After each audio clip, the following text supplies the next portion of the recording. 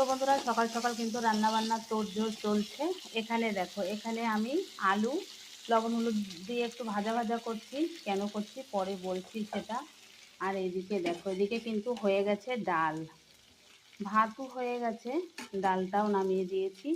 আর করেছি হচ্ছে কুমড়ো ভাজা।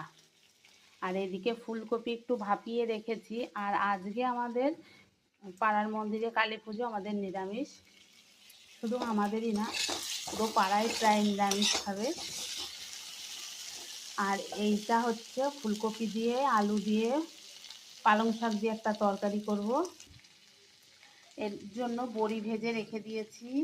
তো এই সবজির মধ্যে মূলো, শিম, বেগুন সমস্ত সবজি দিয়ে করলে কিন্তু ভীষণই ভালো হয়।